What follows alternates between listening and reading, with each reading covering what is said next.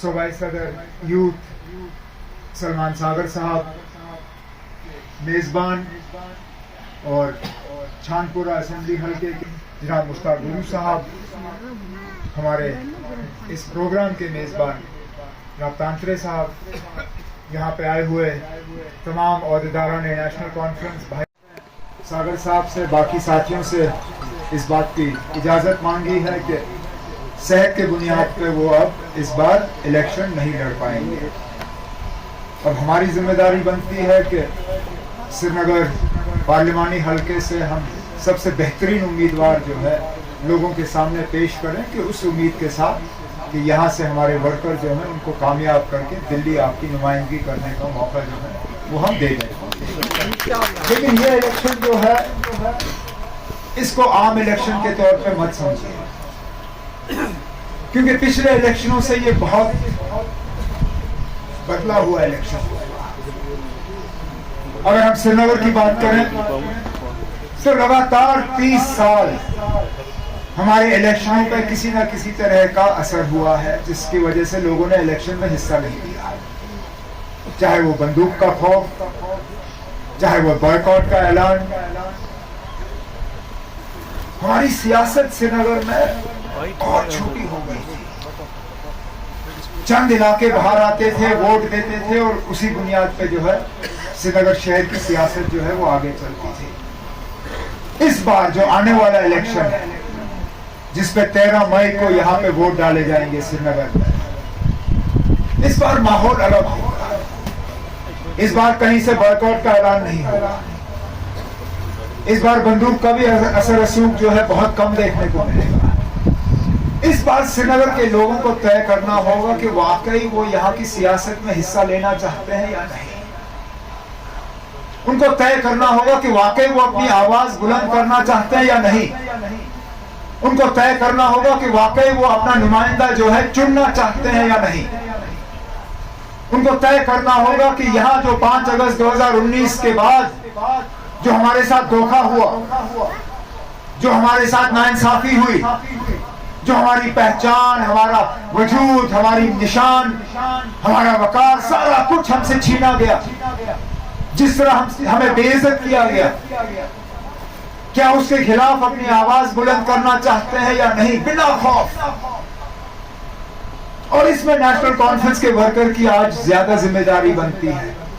घर घर जाके हमें वर्कर के लिहाज से वोटरों को तैयार करना होगा, क्योंकि हमारे वोटरों को आज बाहर निकलने की आदत नहीं रही। आप देखिए 30 साल से यहाँ इलेक्शन होते आए हैं, कहीं 5%, कहीं 6%, कहीं 10%, कहीं 15 से ज्यादा शायद ही किसी इलाके में वोट पड़े होंगे। इस बार हमने पहले तो यह तय करना है कि श्रीनगर में पिछले रिकॉर्ड के मुताबिक कई गुना ज्यादा जो है इस बार वोटर जो है बाहर निकल के अपने हक का जो है इस्तेमाल करके यहाँ से अपना नुमाइंदा चुन के दिल्ली भेजेगा। क्योंकि हमने एक पैगाम भेजा है। बेशक ये सेमीफाइनल है, फाइनल इंशाल्लाह अगस्त सितंबर में होगा। इस इलेक्शन में आप अपनी मौजूदा हुकूमत को नहीं चुनोगे। इस इलेक्शन में आप अपने एमएलए को नहीं चुनोगे। वो मौका उन्होंने पहले कहा हुआ है अगस्त सितंबर में आपको मिलेगा। लेकिन इस इलेक्शन की अहमियत इस बात से आपको देखने को मिलेगी कि आपको एक मौका मिलेगा दिल्ली को एक पैगाम भेजने का। वो पैगाम ये होगा 5 अगस्त 2019 का फैसला सही था या गलत था। हमारे खिलाफ आज सारी ताकतें एक साथ क्यों आ रही हैं? वो इसलिए कि नेशनल कॉन्फ्रेंस ने 5 अगस्त 2019 का फैसला तस्लीम नहीं किया। हम कहते हैं हमारे साथ गलत हुआ, हम कहते हैं हमारे साथ नाइंसाफी हुई, हम कहते हैं कि हमारे साथ धोखा हुआ, हमारे साथ जो वादे किए गए थे उन वादों को हमसे बिना पूछे, बिना हमसे इजाजत लिए उन्हें तोड़ दिया गया। हमारा अपना झंडा होता था, हमारा अपना आईन होता है, हमारी अपनी पहचान होती है, उसको खोखला किया गया। लेकिन इस चीज को नेशनल कॉन्फ्रेंस ने तस्लीम नहीं किया। हम बार बार इसके खिलाफ अपनी आवाज जो है वो बुलंद करते रहे और मरकज को ये बात पसंद नहीं, इसलिए सबको एक जगह लाया हुआ है नेशनल कॉन्फ्रेंस को निशाना बनाने के लिए। अजीब अजीब नए पॉलिटिकल ये सियासी फॉर्मूला जो है वो इख्तियार किए जा रहे हैं। अगर शुमाली कश्मीर देखें तो वहां पे इनको जबरदस्ती जोर जबरदस्ती एक स्टेज पे लाने का काम। अगर हम साउथ कश्मीर देखें, अनंतनाग पार्लिमानी हल्का, पहले तो पार्लियामेंट हल्के का नक्शा ही बदल दिया, रजौरी पुंछ को वहां से काट के अनंतनाग के साथ लाया। चलिए, श्रीनगर पार्लिमानी हल्के का नक्शा भी आज इतना अजीब किया हुआ कि पता ही नहीं चलता, और निशाना नेशनल कॉन्फ्रेंस। श्रीनगर में भी इनकी यही हरकतें होंगी, इनकी यही कोशिश होगी कि किसी तरह नेशनल कॉन्फ्रेंस को वो कमजोर करें। इनके ये जो हरबे हैं, झंडे उठाना, इजाजत ना देना, मेरे साथियों को घर से ना निकलने की इजाजत, सिर्फ और सिर्फ इस चीज के लिए कि कहीं हमारी आवाज जो है वो कमजोर हो जाए। क्योंकि हम इस इलेक्शन में सिर्फ एक सवाल कर रहे हैं, बिजली की मुसीबत, रोजगार की मुसीबत, बाकी परेशानियां, इन सब चीजों की बात जो है हम अगस्त सितंबर में करेंगे, क्योंकि परेशानियों की कमी नहीं है। जितने भी यहाँ लोगों के साथ 5 अगस्त 2019 के बाद वादे हुए, वो सारे वादे अधूरे हैं। यहाँ के नौजवानों को कहा गया था कि आपके रोजगार में अगर रुकावट है तो नेशनल कॉन्फ्रेंस वाले हैं और 370 है। मरकज ने यह कहा कि 370 हटते ही यहाँ के नौजवान जो है उनके हाथों में रोजगार के ऑर्डर होंगे। कहाँ है वो रोजगार के ऑर्डर? उल्टा जहां जहां इन्होंने लिस्टें निकाली, लिस्टों में धांधली हुई और वो लिस्ट ये रद्द किए गए। Who will contest from Srinagar? Who will contest from Baramulla? These are decisions that the party parliamentary board will take on the directions of the party president. You leave it to us.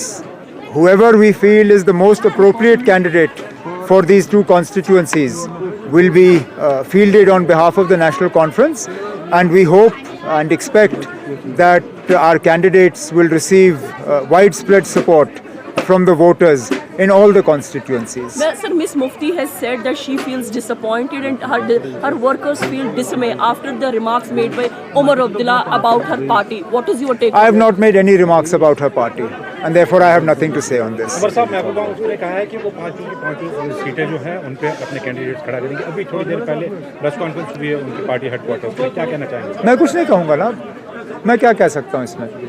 अगर 5 की 5 सीटों पे उन्होंने अपने candidate उतारने का ऐलान किया है तो उनकी मर्जी है, मैं कैसे रोक सकता हूँ उनको। लेकिन अब कश्मीर की 3 सीटों पे हमने उन्हीं के फॉर्मूला के बुनियाद पे कैंडिडेट्स का ऐलान किया। आपको याद होगा जब डीडीसी के इलेक्शन हुए, डीडीसी के इलेक्शनों में हमने पहले उनसे कहा था कि 2019 के पार्लियामेंट इलेक्शन के नतीजे जो हैं उसके बुनियाद पे कैंडिडेट्स का फैसला होना चाहिए। वो उस वक्त पीडीपी को काबिल कबूल नहीं था।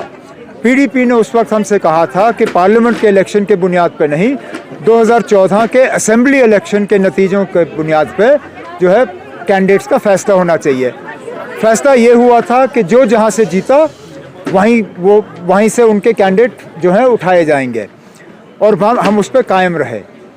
तो इस बार भी पार्लियामेंट इलेक्शन में वही फॉर्मूला इख्तियार हुआ, जहाँ से हम जीते वहाँ से हमने कैंडिडेट्स का फैसला किया था। ये हमने उनसे ज़रूर कहा था कि पार्लियामेंट में क्योंकि गुंजाइश नहीं है, असेंबली के लिए हम गुंजाइश जो है वो रखना चाहते हैं। अब अगर महबूबा जी ने ये फैसला कर लिया है कि वो 5 की 5 सीटों पे जो है अपने उम्मीदवार खड़ा कर रहे हैं, तो शायद फिर वो असेंबली के लिए भी अब किसी तरह का अलायंस नहीं चाहती। अगर ऐसा ही है तो फिर मैं क्या कह सकता हूँ। हमने तो दरवाज़ा खुला रखा था, अब अगर उन्होंने वो दरवाज़ा बंद किया है तो वो हमारा कसूर नहीं है। आजाद साहब is also contesting now from the Anantnag Rajouri seat. So do you see this competition becoming more dicey in coming time? Not at all. In fact, I'm quite surprised that Azad Saab has chosen to fight from Anantnag Rajouri Poonch, I would have thought that if he's that keen to enter parliament, he should have fought from his bastion. His strength is believed to be Chenab Valley. I would have thought he would have fought the Udhampur seat.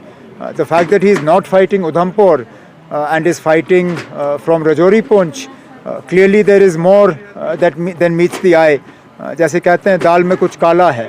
अब क्या वजह है, किस pressure में आके वो अनंतनाग राजौरी पुंछ से election लड़ रहे हैं, मैं कह नहीं सकता हूँ, लेकिन कोई बात नहीं. सबसे बेहतरीन और सबसे स्ट्रॉन्ग कैंडिडेट जो है इस इलेक्शन में नेशनल कॉन्फ्रेंस की तरफ से लोगों के सामने हमने पेश किया हुआ मियां अल्ताफ़ साहब, और कोई भी उनके मुकाबले में हो, हम ये उम्मीद कर रहे हैं कि भारी अक्सरियत से मियां साहब की कामयाबी होगी. Umar sir, one last question. Sanjay Singh has been given a bail after being in the jail for 6 months, but even ED chose not to oppose the bail. How do you see this move? Supreme court ने पहले ही ED के case पे सवाल उठाए थे. उन्होंने ये कहा था, उनकी ऑब्जर्वेशंस थी कि एविडेंस है नहीं, सबूत है नहीं और केस बनता नहीं है. तो शायद सुप्रीम कोर्ट की ऑब्जर्वेशंस के बाद ईडी ने उनके बेल को जो है अपोज़ नहीं किया. आमतौर पे आम आदमी पार्टी वाले कहते हैं कि इस केस में कोई ज़्यादा दम है नहीं. अदालत से हम यही उम्मीद करते हैं कि जहाँ जहाँ इन एजेंसियों की जो है गलत इस्तेमाल की जा रही है सियासी वजूहात के बुनियाद पे, वहाँ पे कोर्ट्स जो हैं अपना ज़ोर और अपना इन्फ्लुएंस और अपना फ़ैसला इस तरह इस्तेमाल करें कि एजेंसियों का गलत इस्तेमाल ना हो. देखिए, जो जहाँ पे धांधली हुई है, जहाँ पे करप्शन हुआ है, वहाँ पे जाहिर सी बात है कि सज़ा मिलनी चाहिए. लेकिन जहाँ पे केसेस जो हैं वो पॉलिटिकल हैं, जहाँ पे सिर्फ इलेक्शन में उसका जो है एजेंसियों का असर रसूख इस्तेमाल किया जा रहा है, वहाँ पे हम अदालतों से उम्मीद करते हैं कि इंसाफ जो है लोगों को मिलेगा.